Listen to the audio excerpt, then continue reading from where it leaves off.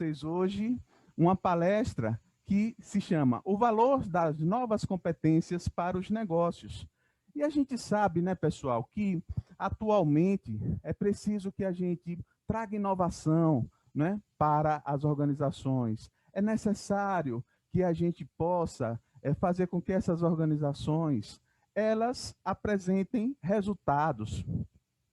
E a gente sabe também que isso só é possível se a gente conseguir trabalhar o aspecto humano.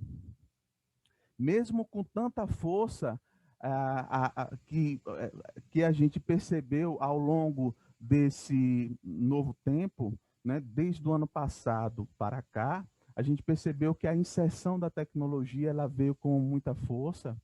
Contudo, a gente percebe que as pessoas elas estão, digamos,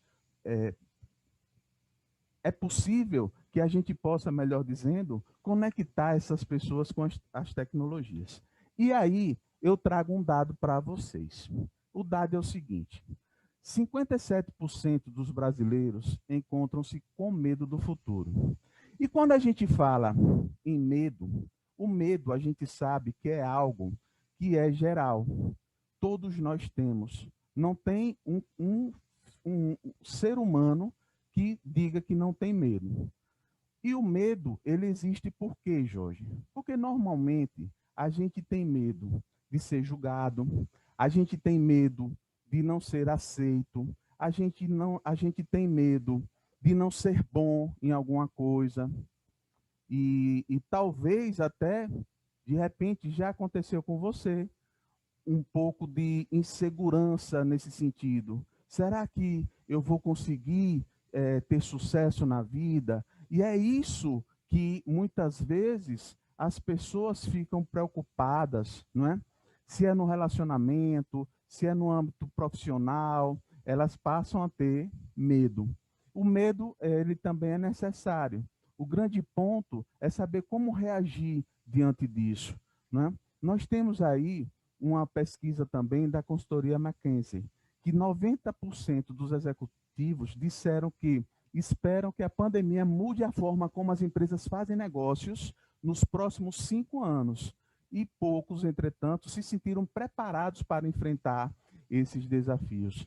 Porque de lá para cá, nós começamos a aprender a aprender. Esse é que é o ponto. Se a gente parar para perceber, nós tivemos e estamos tendo ainda a oportunidade de repensar uma série de questões, não é? E aí tem um ponto que eu vejo que é uma das principais competências que a gente precisa para que a gente possa se estabelecer enquanto profissional, que é a liderança. E a liderança é algo que é o seguinte: liderar é o ato de você influenciar pessoas, não é? Então, diante disso, nós pegamos uma pesquisa da Forbes, e a Forbes, nessa matéria, ela mostra 4 lições de liderança sobre o futuro do trabalho que aprendemos na pandemia. E aí, eu trouxe para vocês e vou compartilhar essas 4 lições. E a primeira delas é pautada na confiança. Sim, a confiança, a integridade, é você poder ser uma pessoa cada vez mais confiável. O indivíduo que transmite confiança, ele passa a ter os seus caminhos de forma mais assertiva. Por quê, Jorge? Porque é necessário que nos relacionamentos a gente confie no outro. Aí você pode me dizer, mas Jorge, está muito difícil da gente confiar nas pessoas. E eu até entendo. No entanto, a gente não pode, só porque de repente já aconteceu no passado algo de ruim em que, por exemplo, alguém acabou passando a perna no outro e de repente isso ficou gravado na memória e a gente, portanto, toma a decisão de não confiar mais nas pessoas. Por que isso é ruim, né? é, de continuar não confiando? É porque você não estabelece um relacionamento interessante, não é? Dentro das organizações. Um bom líder é aquele que diz: eu confio em você. Veja, é diferente de você dizer assim: mostre-me que você é confiável, como muitas empresas adotam. Entende? Então vejam que quando você começa a trabalhar dando condições para o outro fazer, quando você começa a confiar mais no outro, o outro se sente mais seguro. E um dos pontos que muitas vezes paralisa o outro é o medo. Nós acabamos de falar sobre isso. O medo, ele paralisa. Então, o medo pode causar uma insegurança. E a insegurança muitas vezes vem por falta de confiança. Então, a confiança é sim um pilar para que a gente possa acreditar num relacionamento mais saudável e, portanto, dentro de uma organização, a gente possa delegar, não é? E, ao mesmo tempo, acompanhar. Vejam, o que eu estou trazendo aqui para vocês é o seguinte: é que é, aquela história de a gente ficar só acompanhando o outro, inclusive correndo às vezes até o risco de um certo assédio moral com o outro, é coisa do passado. Não dá para a gente estabelecer hoje em dia um relacionamento em que a gente não confie. Agora, onde é que entra aí a questão das demais competências? É que agora a gente tem também a tecnologia ajudando. De que forma, Jorge? É porque é possível que a gente trabalhe baseado num modelo de gestão em que a gente possa acompanhar por indicadores, os resultados podem ficar mais claros para a gente. Então, vejam, se antigamente a gente tinha dúvida se o que seria melhor, né? Aquela pessoa que consegue bater a meta, às vezes até superar, mas às vezes ela tem uma certa dificuldade de chegar no horário porque ela tem que levar o filho ou a filha na escola. Por outro lado, tem aquela outra pessoa que chega pontualmente. Ela às vezes chega até mais cedo do que o horário normal, mas a produtividade dela está lá embaixo. Você, na qualidade de um empresário, de uma empresária, o que você decidiria pela pessoa que está trazendo a meta ou até mesmo superando a meta ou aquela que não tem produtividade, mas chega no horário? Então, tudo isso hoje a gente tem que repensar. E eu trago isso aqui como um ponto de atenção, como um ponto de reflexão. Se a gente quer equipes de performance, se a gente quer equipes realmente que possa trazer resultados, a gente precisa acreditar mais nas pessoas. A gente precisa confiar mais no outro. Faz sentido para vocês isso? Eu não estou vendo, mas eu vou perguntar isso para vocês. E se faz sentido, dá um joinha aí para mim nos comentários. Depois a gente vai assistir e vai ver de perto. Tá? Mas vejam, confiar no outro. O ato de você dizer que confia no outro já é um pilar muito 10, muito interessante. Ok? O outro ponto, capacitando culturas inovadoras. Nós temos hoje ferramentas de gestão, nós temos hoje a possibilidade de trabalhar ainda mais a questão da criatividade dentro das organizações. Lembrem, a inovação, ao final, é a empresa que vai, digamos assim, ter como um produto final. É a inovação. Mas quem inova são as pessoas. Então, vejam, a empresa só inova porque existe a criatividade. Porque as pessoas estão fazendo parte do processo. E a partir das pessoas, as pessoas criam, as pessoas, elas, a partir também da pesquisa, do desenvolvimento, ela pode criar patentes de novos produtos, novos processos. Mas veja que tudo parte da pessoa. Então, se a gente quer realmente resultados, né? Porque hoje o que se pergunta é isso: o que é que uma empresa quer? Aí já vem na ponta da língua, né? Muitas vezes vinha antes o quê? O lucro. Mas o lucro é um resultado, é um dos resultados. E tem que ter mesmo, porque senão vai ter prejuízo. Uma empresa que não tem lucratividade, ela não tem saúde. Ela não consegue honrar seus compromissos. E tudo bem falar sobre lucro, ok? Sendo que o lucro não é o único resultado. Então, a pergunta quando se faz é o seguinte: o que é que uma empresa quer ao final? Ela quer resultados, correto? Muito bem. Sendo que o líder, ele precisa entender de gente, ele precisa conectar essas pessoas para que elas tragam esses resultados. Esse é que é o ponto. E se faz sentido para vocês aí, dá um joinha, depois eu vou assistir, tá? Para a gente poder ver como é que foi a nossa palestra. Eu acredito muito nisso. Capacitar culturas inovadoras pressupõe você estabelecer um meio, estimular um ambiente, mesmo que seja virtual, porque hoje é possível, inclusive com a tecnologia, você separar grupos de trabalho, equipes, onde elas vão criar, vão pensar juntas, não é? A tecnologia, nesse sentido, ela veio também para ajudar, durante essa fase, inclusive, de pandemia. E ela não vai embora, não tem como retroagir. Então, a tecnologia, ela, ao longo do tempo, ela foi se aperfeiçoando. Né? A própria ferramenta do Zoom é capaz de você fazer hoje um trabalho em que você pode separar equipes de trabalho. E favorecer o quê? Favorecer a criatividade, para que essas pessoas possam trazer inovação. Então, esse é um segundo pilar. Então, o primeiro que eu trouxe é a confiança. Né? Sem confiança é difícil, pessoal. Muito difícil. Tá? Então, até que prove o contrário, a gente precisa confiar. Agora, pisou na bola, tudo bem. Ok? Capacitando culturas inovadoras. Né? E aí, a gente foi buscar nessa matéria também uma pesquisa da Hermínia Ibarra e da Ana Escolar, de um artigo da Harvard Business, que diz o seguinte: olha, os gerentes devem realizar menos ordens e julgamentos e mais práticas de coaching para facilitar a solução de problemas e fazendo perguntas e oferecendo suporte. O que é que aconteceu com a questão do coaching no Brasil?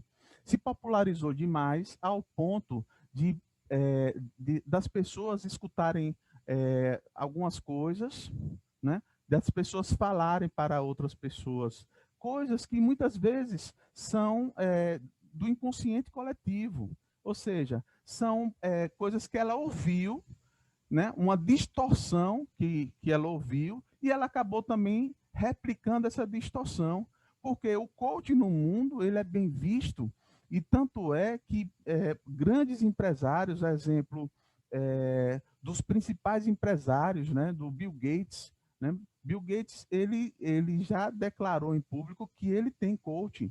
E o coaching é um processo cada vez mais que leva as empresas a fazer um trabalho diferente. Por quê, Jorge?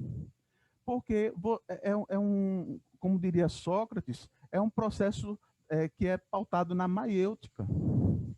Como assim, Jorge? É que assim, a maiêutica, ela trabalha de dentro para fora.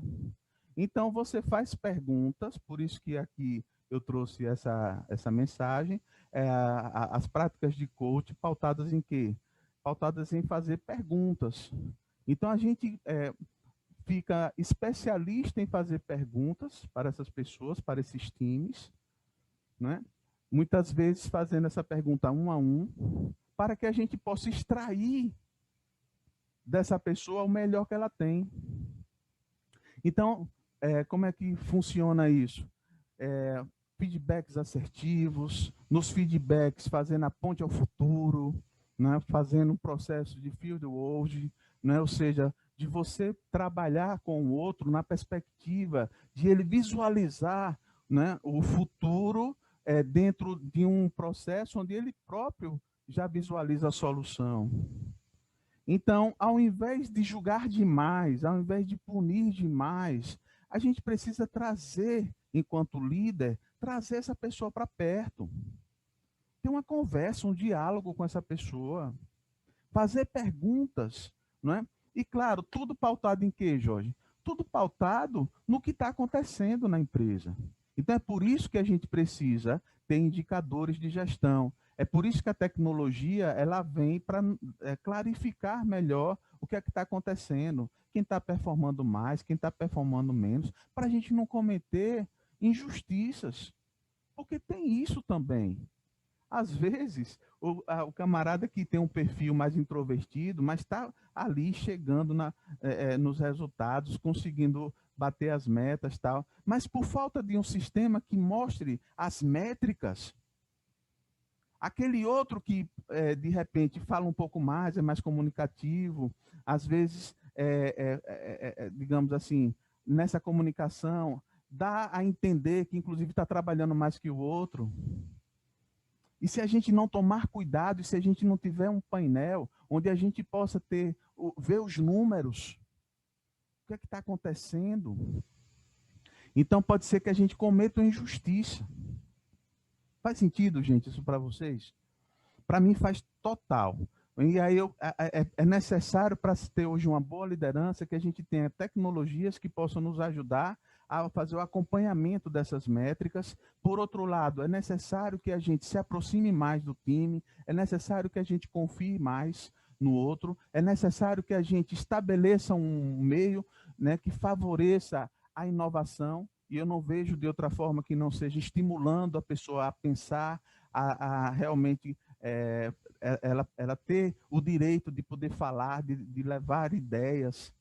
Mas se a pessoa é podada, se a pessoa é julgada, se ela só recebe ordens e é muito julgada, a tendência é que ao invés da gente ter esse ambiente mais criativo, a gente vai ter um ambiente mais hostil. E dentro desse ambiente, as pessoas ficam com medo. Aí vem o medo. O medo do quê? O medo da ideia não ser aceita. Então é melhor não falar. Porque de repente a pessoa fala uma ideia e aí é podada, e a outra que está vendo o processo diz, olha, eu não quero ser o próximo, então não vou nem falar a minha ideia. Faz sentido isso para vocês? Então vejam que é assim. Né? Então, a gente precisa, dentro desse artigo aí, que foi publicado na Harvard Business, diz que a gente precisa trabalhar com menos julgamentos, mais práticas de coach. E a prática de coach é pautada em fazer perguntas. Então, é possível que o indivíduo ele aprenda, né, essa metodologia, aprenda a fazer as perguntas certas para as pessoas, ao invés da própria pessoa querer levar a resposta para o outro. E fazer a ponte ao futuro também é muito, muito importante. Porque muitas vezes você dá a condição à pessoa dela própria, ela estabelecer, né, ela visualizar uma solução. E aí é onde está o ponto, por quê? Porque aí você vai amarrar com ela um novo prazo para que ela possa dar a volta por cima. Isso é muito bom porque você transmite confiança, você estabeleceu uma metodologia com ela, você colocou ela para visualizar o futuro, você conseguiu trazer, a partir dela, a própria solução para um problema. É disso que eu estou falando. Uma empresa que está fazendo isso sai muito mais barato para ela do que demitir, por exemplo. Né? Ou seja, trabalhar antes de demitir, se trabalhar realmente essa parte, o aspecto, né, da liderança, porque a liderança ela não traz os resultados. Quem traz os resultados são as pessoas por meio da liderança. Esse é que é o ponto. Então, nós temos aí também uma pesquisa da Joy Sullivan, gerente geral de ativação de talentos da ADP. Diz o seguinte, olha, 3 coisas que a liderança deve saber sobre os membros de sua equipe. No que os funcionários são bons, no que os funcionários estão trabalhando, como essas pessoas estão se sentindo. São 3 pontos importantes. E aí, se a empresa realmente tiver essa condição de fazer esse tipo de trabalho, é saudável para ela. Por quê? Porque é necessário que a gente saiba onde é que esse funcionário ele está trabalhando. Porque, para quê? Para saber se ele é bom naquilo que ele está fazendo. E a gente só vai saber isso de acordo com, inclusive, o perfil dele. Às vezes a gente coloca uma pessoa que é muito boa, competente, para, para um trabalho mais de ordem organizacional, e a gente pega essa pessoa e coloca na linha de frente da parte de vendas, ou na linha de frente do atendimento. E essa pessoa ela é mais introvertida, ela não consegue se comunicar bem, não é como um outro que de repente é mais extrovertido. Então, o esforço que essa pessoa vai fazer para poder chegar nesse resultado é infinitamente maior. Faz sentido para vocês? Para mim faz total. Então, saber no que os colaboradores são bons é de suma importância. Por quê? Porque aí você tem condições de realocar essas pessoas para os setores certos. Então, é preciso saber onde é que eles estão trabalhando, é preciso saber, por outro lado, em que eles são bons e, sobretudo, como é que elas estão se sentindo. Às vezes, elas não estão se sentindo bem. Por quê? Porque elas estão sendo cobradas por uma coisa que o esforço que ela faz para chegar ali é infinitamente maior e que ela poderia estar sendo relocada para um trabalho onde ela poderia render muito mais. Então, o terceiro ponto seria a construção da resiliência organizacional. Isso pressupõe a capacidade da gente poder se adaptar. A gente está vivendo numa era que é também uma era da adaptação, da adaptabilidade. E aí, segundo uma pesquisa de tendências de capital humano global da consultoria Deloitte, 80% dos entrevistados identificaram o bem-estar como uma prioridade importante para o sucesso de sua organização. Então, os líderes, cada vez mais, eles precisam ter essa compreensão. E o que a gente vê, às vezes, é o contrário. Os líderes são pressionados e o líder, ele tem que entender que, muitas vezes, ele é o elo entre a equipe e a alta cúpula. Então, como ele é muito pressionado, às vezes ele não tem a inteligência emocional e até social para poder fazer essa conexão com a equipe. Então, ele precisa ser melhor preparado. Por quê, Jorge? Porque hoje o líder ele tem que liderar em determinados momentos, inclusive não só a equipe, mas também o seu chefe. É disso que eu estou falando. E aí o que é que acontece? Ele precisa ter não só a inteligência racional, né, para poder fazer análise de dados, usar sistemas, tecnologias, mas, sobretudo, ele precisa ter uma maior capacidade em nível de inteligência emocional. E, por que não dizer, social? Porque a social vai trazer para ele, dar a condição dele desenvolver essas habilidades da inteligência emocional. Porque, ao final, ele precisa se relacionar com as pessoas. De que forma, Jorge? Trazendo maior nível de empatia, por exemplo.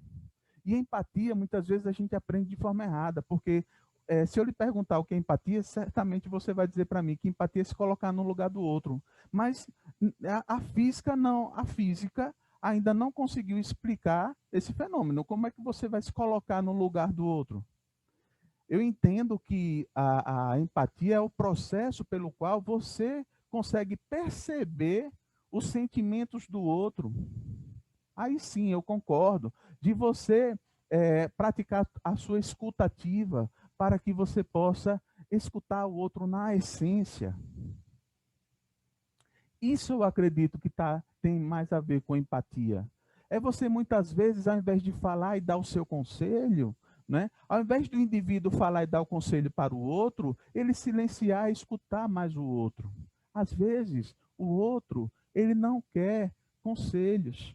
Quando ele chama ali para conversar dentro da empresa, né, e para conversar algum assunto, às vezes esse indivíduo ele quer só desabafar. Isso seja numa empresa, seja fora de uma empresa, ele só quer desabafar. Então, naquele momento ali, você pode concordar comigo ou não, mas veja que o indivíduo que silencia naquele instante e depois dá um abraço no amigo, talvez seja isso que ele apenas precise naquele instante. E não só do conselho. Mas aí o que é que acontece? Muitas vezes a gente cai na armadilha de, enquanto a pessoa está falando, às vezes a gente não está nem escutando direito o que é que ela está dizendo. A gente já está aqui processando qual é o conselho que a gente vai dar para essa pessoa. ok? Então, fica aqui como ponto de atenção também, para que a gente possa refletir sobre isso e começar a fazer uma nova prática, digamos assim, cada vez mais com a escutativa, cada vez mais percebendo o sentimento do outro, não é? E nesse sentido, a gente vai entendendo, compreendendo melhor o outro. Vejam que existe um exemplo aí da Microsoft lá do Japão, que ela fortalece hoje a conexão entre o bem-estar e os resultados da empresa a partir de uma tomada de decisão que ela fez. Redução da semana de trabalho de 5 para 4 dias, com resultados que desafiam a ideia de que o bem-estar e a produtividade são fatores em conflito. Vejam, se você disser assim, Jorge, mas vejam, as empresas querem produtividade. Para ter produtividade, tem que ter full time de trabalho. Será? Eu acabei há pouco de dar um exemplo aqui para vocês de repente, uma pessoa que não, de repente, ela não consegue trabalhar, digamos, toda a sua jornada, porque de repente ela teve um probleminha ali ou aqui, e ela conseguiu superar as metas. E, por outro lado, aquela pessoa que trabalhou full time, às vezes até chegar mais cedo, ela está com a produtividade baixa. Será que é só o tempo que faz com que a pessoa ela consiga render mais? Ou bem-estar? Ou ela se sentir valorizada? Ou ela estabelecer dentro da empresa, ela se sentir realmente que ali existe um ambiente mais confiável? É disso que eu estou falando. Então veja que não é qualquer empresa que fez isso aqui, não. Foi a Microsoft do Japão e eu estou trazendo para vocês aqui como um exemplo. E por fim, trabalhar uma liderança mais encorajadora, uma liderança inspiradora. Ou seja, veja sempre o melhor do outro. O indivíduo que trabalha a liderança e ele vê o melhor do outro, implica em resultados extraordinários e que o outro pode trazer. Então, como é que a gente faz isso? E aí eu já vou encerrar a nossa palestra. Fazendo como Abraham Lincoln deixou aqui a mensagem dele. A maior habilidade de um líder é desenvolver habilidades extraordinárias em pessoas comuns. Encoraje o outro, incentive o outro, inspire o outro. Porque dessa forma, a gente vai ter times realmente de performance. É dessa forma que a gente vai conseguir fazer a pessoa acreditar mais nela. É dessa forma que a gente, e mesmo tendo que chamar para um feedback, que esse feedback ele seja algo que você possa trabalhar, né, com ele, a própria construção de algo que pode ser melhor, mas juntos. E é assim eu concluo a minha palestra.